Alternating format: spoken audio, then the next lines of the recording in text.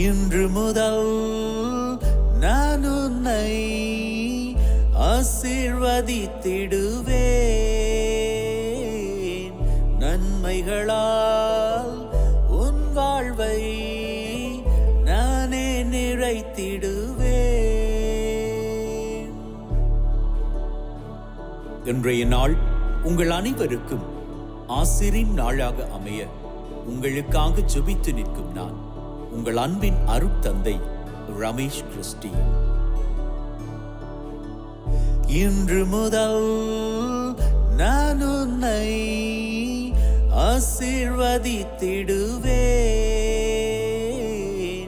நன்மைகளால் உன் வாழ்வை நானே நிறைத்திடுவேன். ஆண்டவரது இல்லத்தில் நடப்பட்டிருக்கும் பொழுது வாழ்நாள் எல்லாம் செழிப்புற்று இருப்பீர்கள். தந்தை, மகன், தூய ஆவியாரின் பெயராலே ஆமென். நம் ஆண்டவராகிய இயேசு கிறிஸ்துவின் அருளும் கடவுளின் அன்பும் தூய ஆவியாரின் நட்புறவும் உங்கள் அனைவரோடும் இருப்பதாக, ஆன்மாவோடும் இருப்பதாக. பலியிலே கலந்து கொள்ள தடையாக இருக்கும் மீறுதல்கள் பலவீனங்களுக்காக மனம் வருந்துவோம், மன்னிப்பு வேண்டி செபிப்போம்.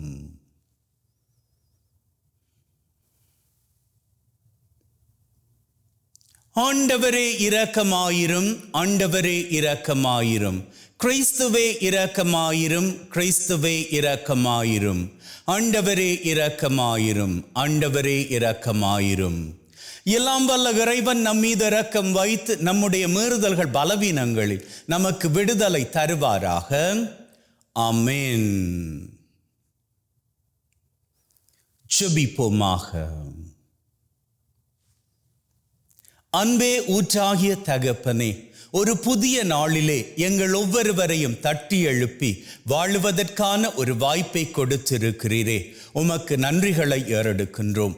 மேலும் தகப்பனே, இன்றைய நாளிலே தங்களது பிறந்த தினத்தை, திருமண ஆண்டை, குருக்கள், துறவியர்கள் அவர்களது ஆசிரிய நாட்களை நினைத்து உமக்கு நன்றிகளை ஏறெடுக்கின்ற இந்த தருணத்தில் அத்தனை பேரினுடைய நன்றிகளையும் ஏற்றுக்கொள்வீராக.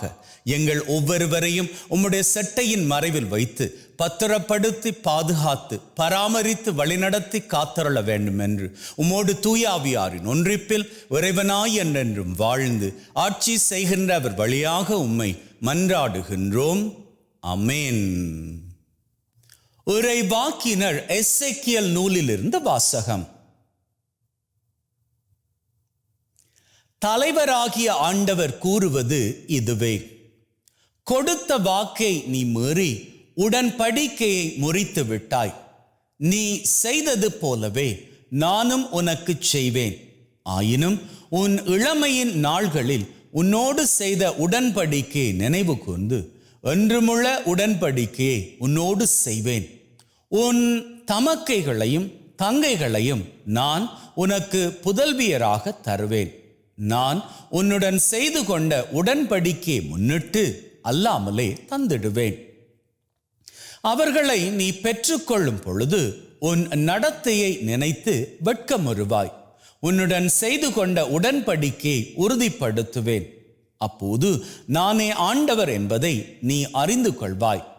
நீ செய்ததை எல்லாம் நான் மறைத்திடும் போது நீ அவற்றையெல்லாம் நினைத்து வெட்கி இழிவு மிகுதியினால் உன் வாயை ஒருபோதும் திறக்க மாட்டாய் என்கிறார் தலைவராகிய ஆண்டவர்.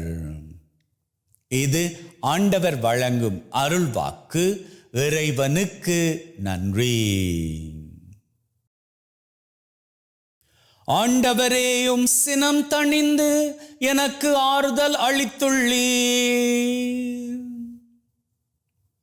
இறைவன் என் மீட்பர், அவர் மேல் நம்பிக்கை வைக்கிறேன். நான் அஞ்ச மாட்டேன். ஆண்டவரே என் ஆற்றல், அவரையே பாடுவேன். என் மீட்பும் அவரே.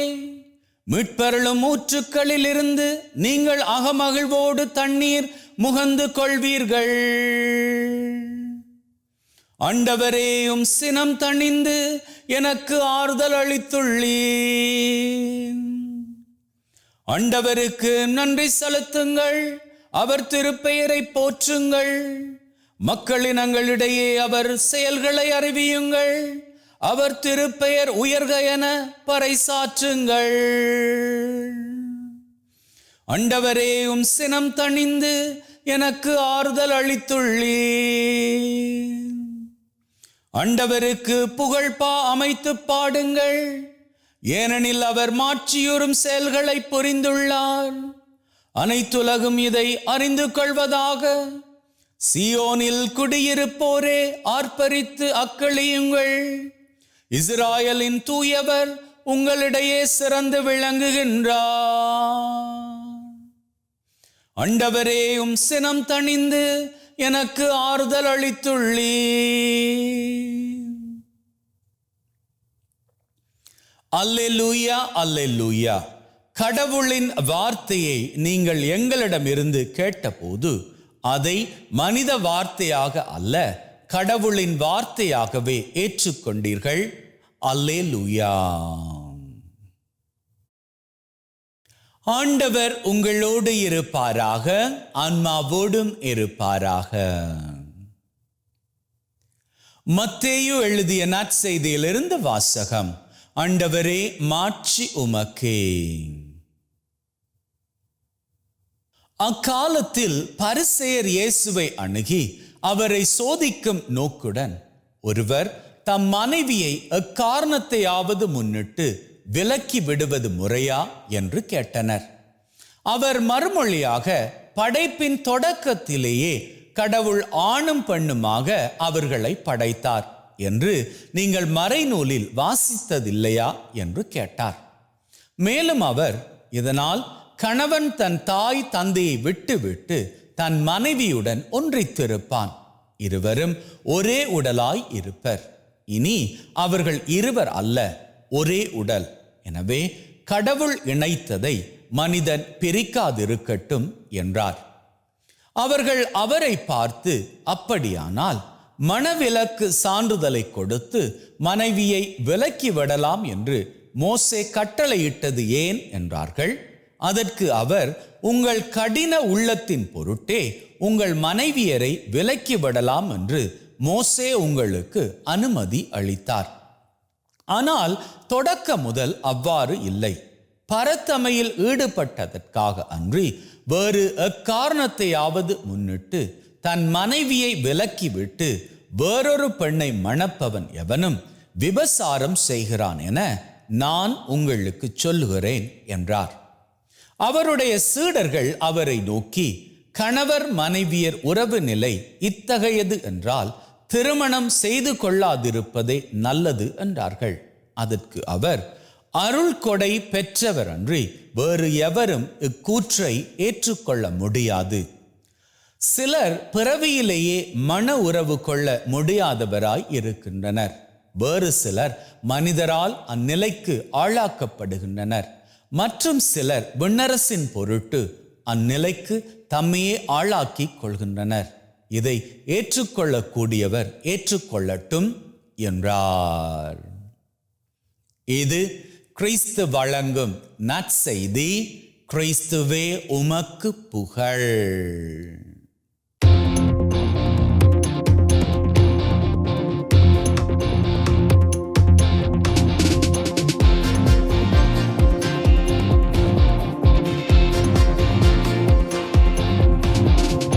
அன்பின் உள்ளங்களே, கணவன் மனைவி உறவு பற்றி ஆண்டவராகிய இயேசு கிறிஸ்து இன்னைக்கு நற்செய்தியில போதிக்கிறாரு.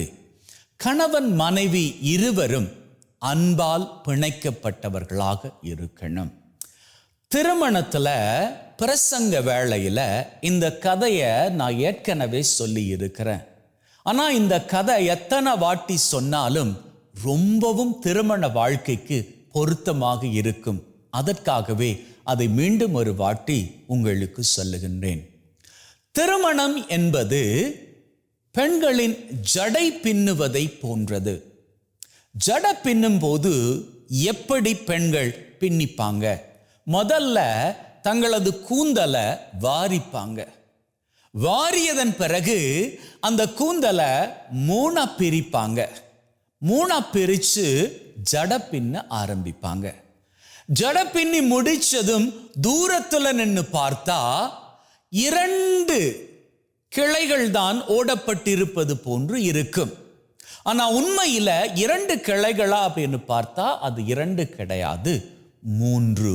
இந்த 3ஆக பிரிக்கப்பட்ட அந்த ஜடைகள் என்ன பண்ணுகின்றன? ஒன்றோடு ஒன்று இணைகின்ற பொழுது, இந்த 3மே சேர்ந்து இணைகின்ற பொழுதுதான் அது பிரிக்கப்படாத கூந்தல் ஜடையாக அற்புதமான விதமாக அமைந்து கொள்கின்றது. பார்வைக்கு நமக்கு 2 தான் தோன்றுகின்றது, ஆனால் உண்மையில் அங்கே இருப்பது 3 அப்படின்னு பார்த்தோம்.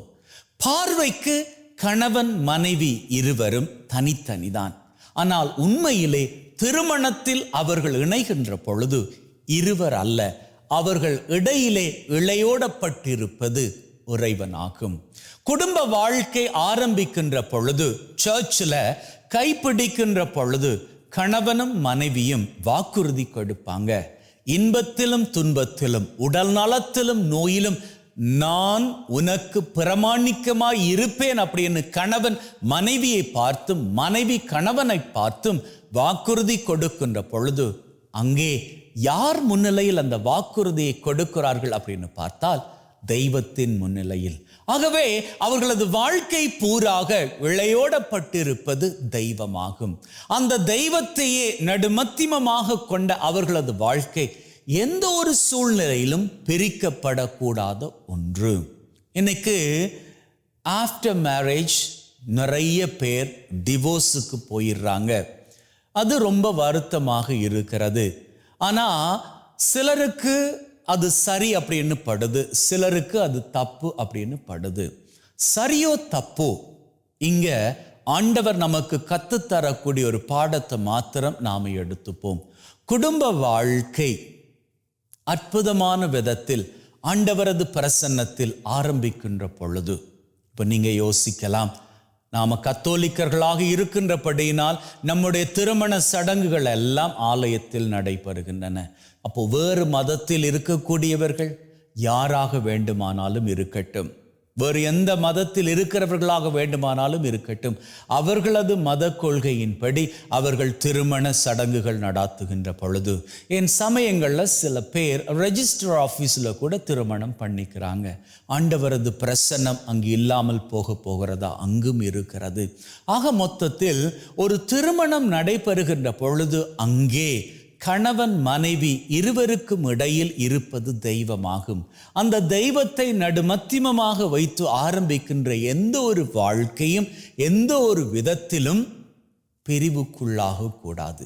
அப்படி பிரிவுக்குள்ளாக கூடாது அப்படின்னா கணவன் மனைவி இந்த இருவரது வாழ்க்கையிலும் 3 காரியங்கள் ரொம்பவும் முக்கியமானதாகும். காரியம், நாள்ல திருமணமான நாள்ல எந்த அளவுக்கு ஒருத்தர்ல அன்பு வைத்திருந்தார்களோ அந்த அன்பு கொஞ்சம் கூட குறையாம, வேணா அதிகரித்திருக்கலாம், ஆனா கொஞ்சம் கூட குறையாம அவர்கள் வாழ்நாட்களை வாழ்ந்து செல்லணும். 2வது காரியம், இந்த அன்பு அவர்களுக்குள் இருக்கின்றபடியினால் ஒருவர் ஒருவரை புரிந்து கொள்ள வேணா முயற்சி செய்யலாம், ஆனால் முழுவதுமாக புரிந்தால்தான் என்னுடைய வாழ்க்கை சிறப்பாக இருக்கும் அப்படின்னு சொல்லி ஒருபோதும் கருதி வாழக்கூடாது. வேணா புரிஞ்சு கொள்ள ட்ரை பண்ணுங்க, ஆனால் புரிந்து கொண்டால்தான் என்னுடைய லைஃப் பெட்டராக இருக்கும் அப்படின்னு சொல்லி மாத்திரம் நீங்கள் நினச்சிடாதீங்க. ஏன்னா உங்களை பொறுத்த மட்டும் நீங்கள் எதிர்பார்க்கின்ற அந்த 100% உங்கள் கணவர் வெறும் 80% உங்களுக்கு கொடுப்பார். 20% நீங்க எதிர்பார்க்கின்றது அவரிடம் இருக்காது. அதுபோல நீங்க எதிர்பார்க்கின்ற 100%ல் 20% உங்க மனைவி கிட்ட இருக்காது. அது எந்த குவாலிட்டிஸாக வேண்டுமானாலும் இருக்கட்டும்.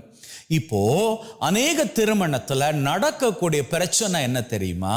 இந்த 80% விட்டுட்டு அந்த 20% எங்காச்சும் கிடைக்குமா அப்படின்னு சொல்லி கணவன் வேறிடத்தில் அல்லது மனைவி வேறிடத்தில் தேட போனா அங்கே பிளவு ஏற்பட ஆரம்பிச்சிடும். ஆகவே ஒருத்தரை புரிஞ்சு கொள்ள வேணா ட்ரை பண்ணுங்க, ஆனா புரிந்தால் தான் வாழ்க்கை அப்படி என்ற நிலைக்கு வந்துடாதீங்க. 3வது காரியம், ஒருத்தர் ஒருத்தரை அக்செப்ட் பண்ணிக்கோங்க, ஏற்றுக்கொள்ளுங்க. ஆண்டவராகிய கடவுள் நம்மை பார்த்து சொல்லக்கூடிய ஒரு காரியம் என்ன தெரியுமா? Come as you are. நீ இருக்கின்றபடியே என் அண்டை வந்து விடு. நீ எல்லாம் உன்னுடைய வாழ்க்கையில் இருக்கக்கூடிய தவறுகளை, தப்புக்களை, பிரச்சனைகளை எல்லாம் சரி செய்துட்டு தான் என்கிட்ட வரணும் அப்படின்னு சொல்லி ஆண்டவர் எதிர்பார்ப்பதே கிடையாது.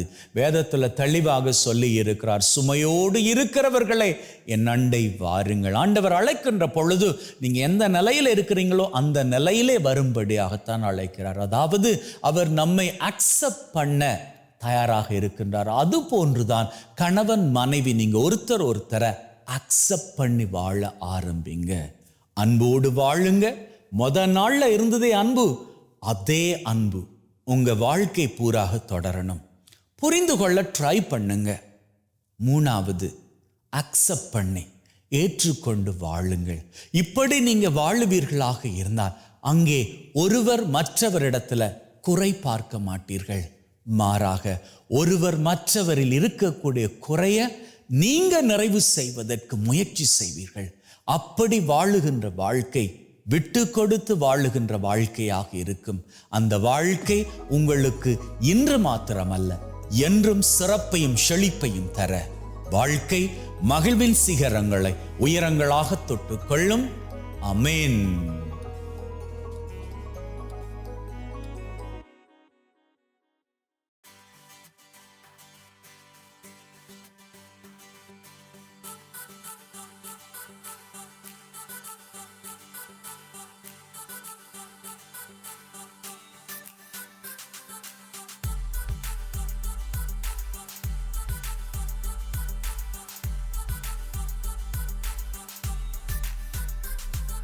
ஆண்டவரே, அனைத்துலகின் நிறைவா உம்மை போற்றுகின்றோம். ஏனெனிலும் அது அருட்பெருக்கிலிருந்து இந்த அப்பத்தை பெற்றுக்கொண்டோம். நிலத்தின் விளைவும் மனிதொழைப்பின் பயனுமாகிய இந்த அப்பத்தை உமக்கு ஒப்புக் கொடுக்கின்றோம். வாழ்வழிக்கும் அப்பமாக மாறும். இறைவன் என்றென்றும் வாழ்த்து பெறுவாராக. ஆண்டவரே, அனைத்துலகின் உறைவா உம்மை போற்றுகின்றோம். ஏனெனிலும் அது அருட்பெருக்கிலிருந்து இந்த ரசத்தை பெற்றுக்கொண்டோம். நிலத்தின் விளைவும் திராட்சை கொடியின் பயனுமாகிய இந்த ரசத்தை உமக்கு ஒப்புக் கொடுக்கின்றோம். வாழ்வழிக்கும் பானமாக மாறும். இறைவன் என்றென்றும் வாழ்த்து பெறுவாராக.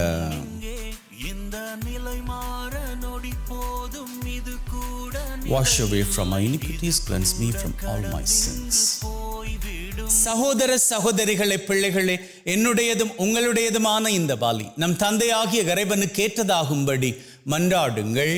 நம் ஆண்டவர் தன்னுடைய திருப்பெயரின் புகழ்ச்சிக்காகவும் மாட்சிக்காகவும் திரு அவையின் நன்மைக்காகவும் கையிலிருந்து இந்த பலியை ஏற்றுக்கொள்வாராக.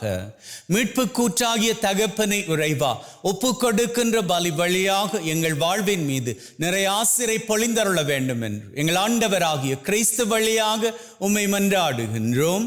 ஆமேன். ஆண்டவர் உங்களோடு இருப்பாராக, ஆன்மாவோடும் இருப்பாராக. இதயங்களை மேலே எழுப்புங்கள். ஆண்டவரை நோக்கி எழுப்பியுள்ளோம். நம் இறைவனாகிய ஆண்டவருக்கு நன்றி கூறுவோம். அதுவே தகுதியும் நீதியுமானது. தூயவரான தந்தையே, என்றும் வாழும் எல்லாம் வல்ல இறைவா, என்னாலும் அவ்விடத்திலும் நாங்கள் உமக்கு நன்றி பலி செலுத்துவது மெய்யாகவே தகுதியும் நீதியுமாகும். எங்கள் கடமையும் மீட்புக்குரிய செயலுமாகும். உம்முடைய வார்த்தையானவர் வழியாக அனைத்தையும் படைத்தீர். அவரை மீட்பராக இடைற்றுபவராக எங்களுக்கு அனுப்பினீர். அவர் தூய ஆவியால் கன்னிமரியிடம் இருந்து உடலெடுத்து மனிதனானார். சாவை வென்று உயிர்ப்புண்டென விளங்க செய்தார். ஆகவே வான தூதர் புனிதர் அனைவரோடு நாங்களும் சேர்ந்து உம்முடைய மாட்சியை புகழ்ந்து ஒரே குரலாய் சொல்லுவதாவது: தூயவர் தூயவர் தூயவர், வான் படைகளின் கடவுளாம் ஆண்டவர். விண்ணகமும் மண்ணகமும் உமது மாட்சியால் நிறைந்துள்ளன. உன்னதங்களிலே ஓசன்னா. ஆண்டவர் பெயரால் வருகிறவர் ஆசி பெற்றவர். உன்னதங்களிலே ஓசன்னா. ஆண்டவரே, நீர் மெய்யாகவே தூயவர், தூய்மை அனைத்திற்கும் ஊற்று. ஆகவே உம்முடைய ஆவியை பொழிந்து காணிக்கைகளை தூய்மைப்படுத்த தாழ்மையுடன் வேண்டுகின்றோம். இவ்வாறு எங்கள் ஆண்டவர் இயேசு கிறிஸ்துவின் உடலும் இரத்தமுமாக எங்களுக்கு இவை மாறுவனவாக. அவர் பாடுபட உளம் கனிந்து தம்மை கையளித்த போது அப்பத்தை எடுத்து நன்றி செலுத்தி அதை பிட்டு தாம் சீடருக்கு கொடுத்து அவர் சொன்னதாவது: எல்லாரும் இதிலிருந்து பெற்று உண்ணுங்கள், ஏனெனில் இது உங்களுக்காக கையளிக்கப்படும் என் உடல்.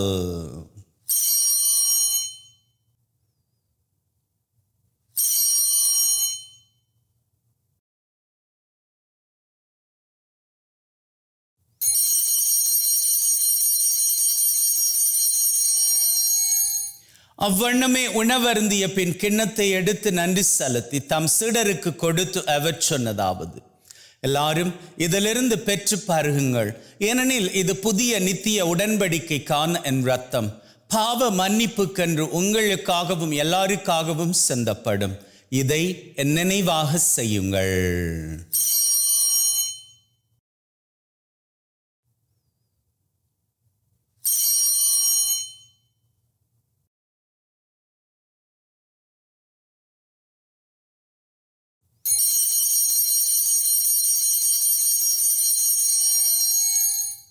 நம்பிக்கையின் மறைபொருள். ஆண்டவரே, நீர் வரும் வரை உமது இறப்பை அறிக்கை செய்கின்றோம், உமது உயிர்ப்பையும் எடுத்துரைக்கின்றோம். ஆகவே ஆண்டவரே, நாங்கள் கிறிஸ்துவின் இறப்பை உயிர்ப்பை நினைவு கூர்ந்து வாழ்வு தரும் அப்பத்தை மீட்பளிக்கும் கிண்ணத்தை உமக்கு ஒப்புக் கொடுக்கின்றோம். திருமண் நின்று உமக்கு ஊழியம் புரிய தகுந்தவர்கள் என எங்களை ஏற்றுக்கொண்டீர். எனவே உமக்கு நன்றி செலுத்துகின்றோம். மேலும் கிறிஸ்துவின் உடலிலும் இரத்தத்திலும் பங்கு கொள்ளும் எங்களை தூய ஆவி ஒன்று சேர்க்க வேண்டுமென தாழ்மையுடன் வேண்டுகிறோம். ஆண்டவரே, உலகெங்கும் பரவி இருக்கும் உம்முடைய திரு அவை, எங்கள் திரு தந்தை லியோ, எங்கள் ஆயர் தாமஸ், உம்முடைய குருக்கள், துறவியர்கள், பொதுநிலையினர், எங்கள் அனைவரையும் பரம அன்பின் உறுதி பெற செய்தருளும். உயிர்த்தளம் எதிர்நோக்குடன் நடந்து போன எங்கள் சகோதர சகோதரிகளை, இறந்தோர் அனைவரை ஒளிர்மிக்க திருமுன் ஏற்றுக்கொள்ளும். எங்கள் அனைவர் மீதும் இரக்கமாயிரும். கடவுளின் கன்னித்தாயான மாட்சிமிக்க மரியா, அவருடைய கணவரான புனித யோசேப், இவ்வுலகில் உமக்கு உகந்தவர்களாயிருந்த புனிதராகிய அனைவருடன் நிலை வாழ்வில் தோழமை கொண்டு திருமகன் கிறிஸ்து வழியாக உம்மை புகழ்ந்தேற்றும் வரம் அருள உம்மை மன்றாடுகின்றோம். உள்ளங்களே, தெய்வீக பிரசன்னம் இங்கே. ஆண்டவருடைய பிரசன்னத்தில் நமக்கு தேவையான அத்தனை காரியங்களையும் வேண்டி நிற்போம். அந்த வகையில் முதலில் இன்றைய நாளுக்கான தேவை.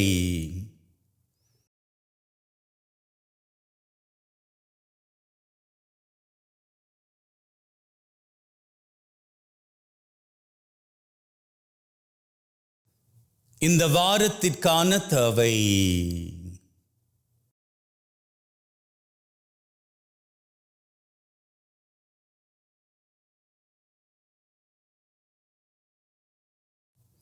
இந்த மாதத்திற்கான தேவை.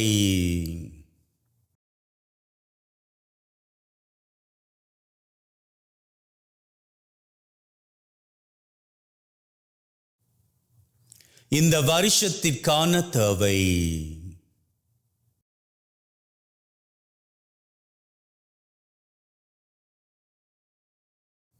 உள்ளத்தின் ஆழத்தில் இருக்கக்கூடிய 3 விசேட தேவைகள்.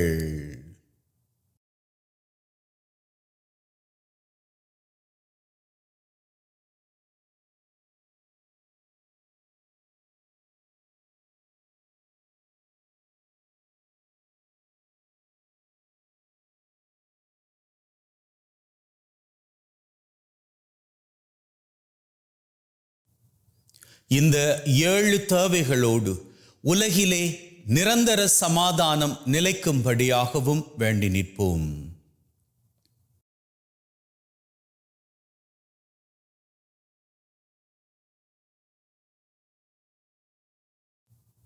நம்முடைய தேவைகளை நாம் கேட்ட மாத்திரத்திலேயே தெய்வம் நமக்கு நிறைவேற்றி கொடுத்து விட்டார் என்கின்ற உள்ளத்து வைராக்கியத்துடன் அவர் புகழை வணக்கமாக ஏறெடுப்போம். இவர் வழியாக, இவரோடு, இவரில் எல்லாம் வல்ல இறைவனாகிய தந்தையே, தூய ஆவியின் ஒன்றிப்பில் எல்லா புகழும் மாட்சியும் என்றென்றும் உமக்கு உரியதே. ஆமீன், ஆமீன், ஆமீன்.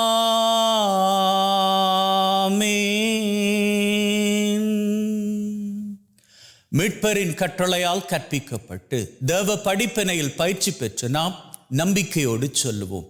விண்ணுலகில் இருக்கிற எங்கள் தந்தையே, உமது பெயர் தூயது என போற்றப் பெறுக. உமது ஆட்சி வருக. உமது திருவுளம் விண்ணுலகில் நிறைவேறுவது போல மண்ணுலகிலும் நிறைவேறுவதாக. எங்கள் அன்றாட உணவை இன்று எங்களுக்கு அளித்தருளும்.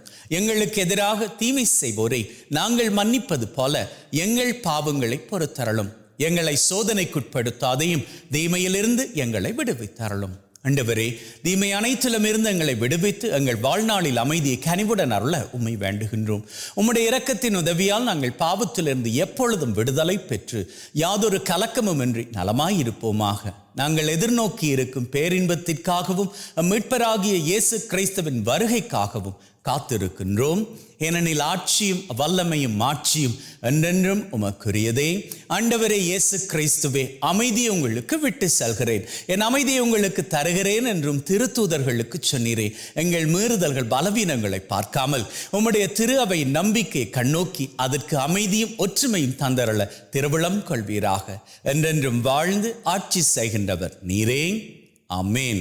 ஆண்டவருடைய அமைதி உங்கள் அனைவரோடும் என்றும் இருப்பதாக, ஆன்மாவோடும் இருப்பதாக.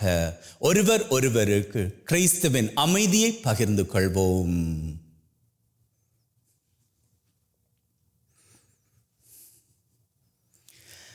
உலகின் பாவங்களை போக்கும் இறைவனின் செம்மறியே, எங்கள் மேல் இரக்கமாயிரும்.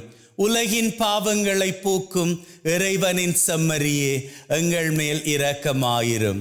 உலகின் பாவங்களை போக்கும் இறைவனின் செம்மறியே, எங்களுக்கு அமைதியை அளித்தருளும்.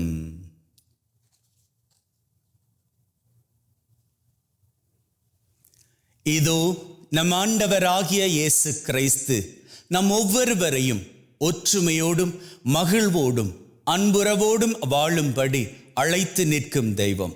அழைக்க பெற்ற நாங்கள் பேறு பெற்றோர். ஆண்டவரே, தேவரீர் என் உள்ளத்தில் எழுந்தருள நான் தகுதியற்றவன். ஆனால் ஒரு வார்த்தை மட்டும் சொல்லி அருளும், என் ஆன்மா நலமடையும்.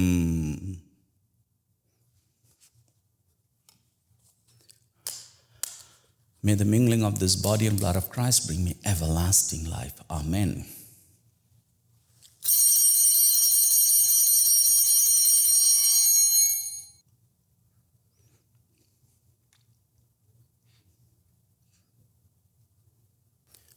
இயேசுவே, உம்மை என் இருதயத்தில் பெற்றதற்காக நன்றி.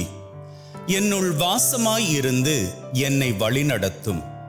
என் சிந்தனை, வார்த்தை, செயல் அனைத்தும் உமக்கு பிரியமானவையாக இருக்க அருள் தாரும்.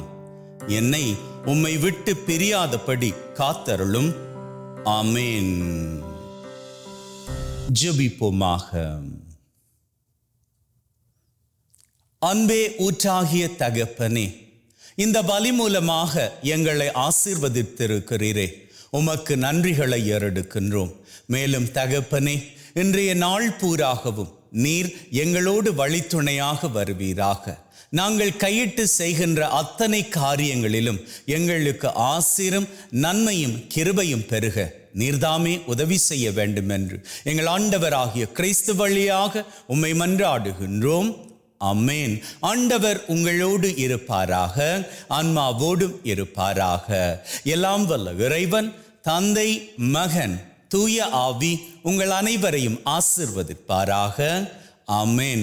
சென்று வாழுங்கள். திருபலி நிறைவேறிற்று. இறைவனுக்கு நன்றி. அன்பின் உள்ளங்களே, ஆண்டவர் பிரியப்படுவதன்படி எந்நாளும் மகிழ்ந்திருப்போம். May God bless you and see you all tomorrow. புயல் காற்றில் சாயாத புல் வாழ்க்கை எங்கும் இல்லை.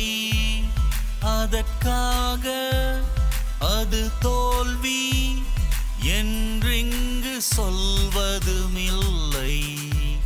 புரியாத மனதுக்கு நிலவோடு இருப்பது கரையே. புரிந்தாலே வானுக்கு அது கூட அழகின் அழகே. இரு துண்டாக உடைந்தாலும் கண்ணாடி தான் காட்டும் பிம்பத்தின் மாற்றங்கள் கிடையாதே. அது போல் உன்னை யார்